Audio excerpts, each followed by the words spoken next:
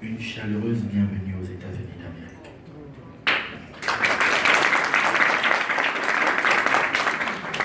Survenant moins de 2 années après votre participation personnelle à une rencontre inédite avec vos compatriotes de New York en septembre 2014, cette rencontre citoyenne revêt une importance toute particulière à nos yeux en ce qui concerne sa dimension comme quant au momentum.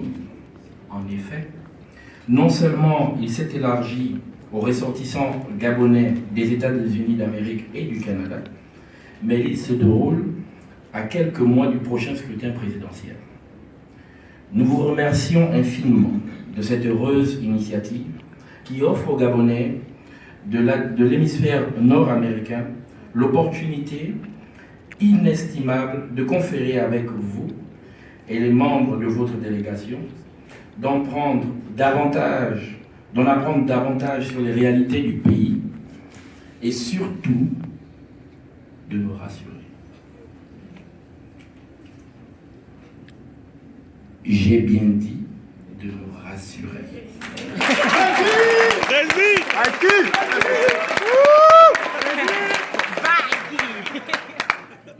Car l'écho des informations réelles ou travesties qui parviennent souvent à la diaspora nord-américaine se révèlent des fois des plus stressants et des plus déstabilisateurs. Œuvre des fossoyeurs sur les réseaux sociaux et qui n'ont que celle-ci comme plateforme pour distiller leur poison.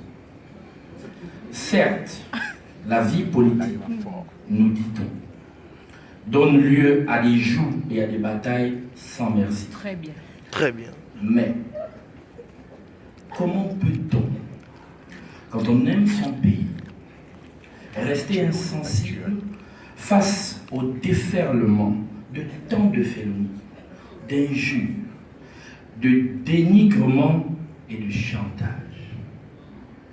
Comment peut-on ne pas être concerné par la cascade d'événements qui, depuis quelques mois, n'arrêtent pas de ternir l'image de notre pays, en même temps qu'il se présente, en tout cas aux yeux des Gabonais de l'extérieur, comme de nature à menacer sérieusement l'ordre et la sécurité nationale.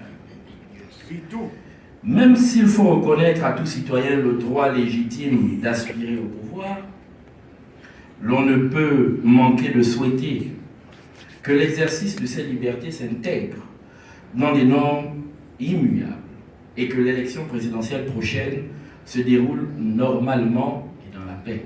Amen. Amen.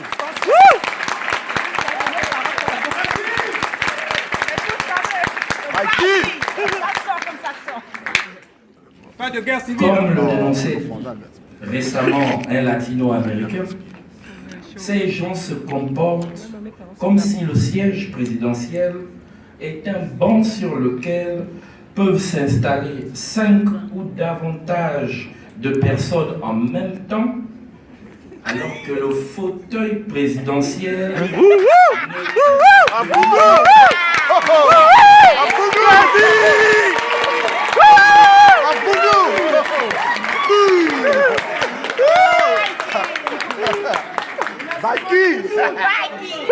Très bien, mon frère. Excellence, Monsieur le Président, à quel point la diaspora gabonaise aux États-Unis et au Canada est préoccupée par le contexte actuel. Car, pour elle, la priorité absolue devrait plutôt être donnée au développement du pays et à l'éradication de la pauvreté dans la participation active des Gabonais de l'extérieur.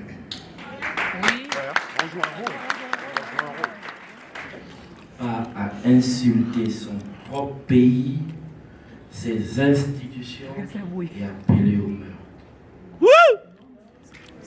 Daignez me permettre, Excellence, Monsieur le Président, que je rappelle à votre bienveillante attention quelques passages du célèbre poème de Kipling. Tu seras un homme, mon fils, ou if dans sa version originale en anglais.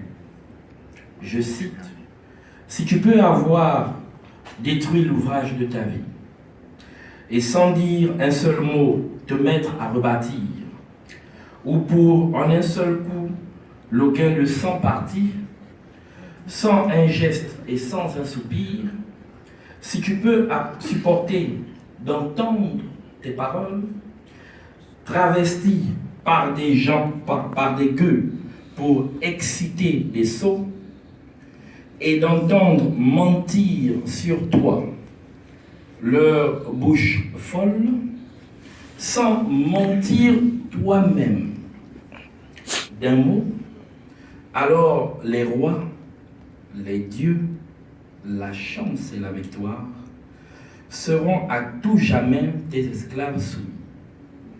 Et ce qui vaut mieux que les rois et la gloire, tu seras un homme, mon fils. Bassé, Bassé, Bassé,